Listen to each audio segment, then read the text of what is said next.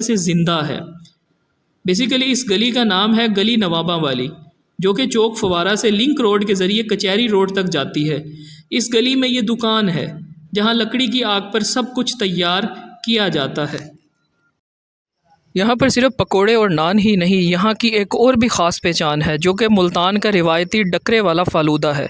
गुड़ या चीनी के शरबत के साथ यह फ़ालूदा खाने वालों के लिए मुकम्मल ज़ियाफ़त है। यहाँ पर आने वाले लोग सिर्फ जायका लेने नहीं आते, बल्कि एक तारीख़ को, एक रिवायत को और एक ख़ास देसी अंदाज़ को जीने आते हैं।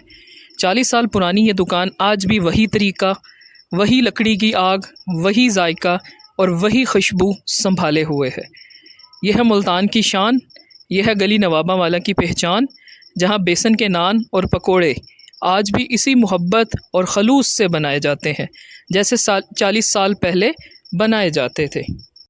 ये जायके सिर्फ़ खाने पीने का हिस्सा नहीं, बल्कि एक विरसा है जो नस्लों से चलता आ रहा है। लोग दूर दूर से यहाँ आते हैं, लंबी कतारों में खड़े होते हैं और सब्र के साथ अपने नान और पकोड़ों का इंतज़ार करते हैं। इस वीडियो में हमने दिखाया है कि किस तरह रोज़ाना बड़ी मिकदार में पकोड़े और बेसन वाले नान तैयार किए जाते हैं और लोग कैसे इस जायके के दीवाने हैं।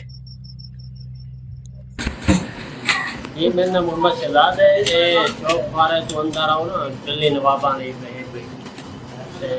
ये जन तकरीबन 40 साल पुरानी दुकान है। सारे गले टिक्कियाँ, मर्चा, बैंगन वाली, आलू वाली, मिर्च, पकोड़े, बेसन, नान, आलू वाला, दाल वाला, समोसा, फलूदा, शरबत, ये बड़ा मशहूर है भैया। तकरीबन 40 साल की है दुकान।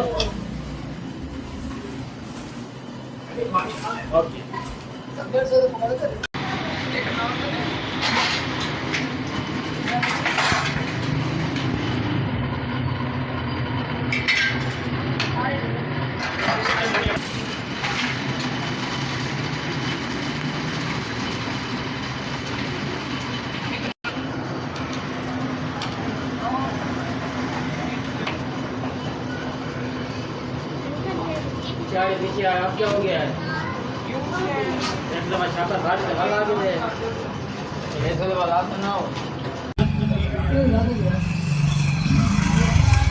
अस्सलामुअलैकुम। आज हम 40 साल पुराने एक पॉइंट पर आए हैं जहाँ पर जो इनके नान है उसकी मेकिंग आपने देखी होगी। ये जी इनका नान है, ठीक है। ये इनका स्पेशल रायता है, मतलब कि ये रायता तो नहीं है लेकिन ये इमली वाली चटनी है। तो ये पॉइंट जो है बेसिकली 40 साल पुराना है और इसकी लोकेशन है चौक फवारा से जब आप कचहरी की तरफ जाते हैं तो दरमियान का जो लिंक रोड है वहाँ पर आपको ये मिलेगा।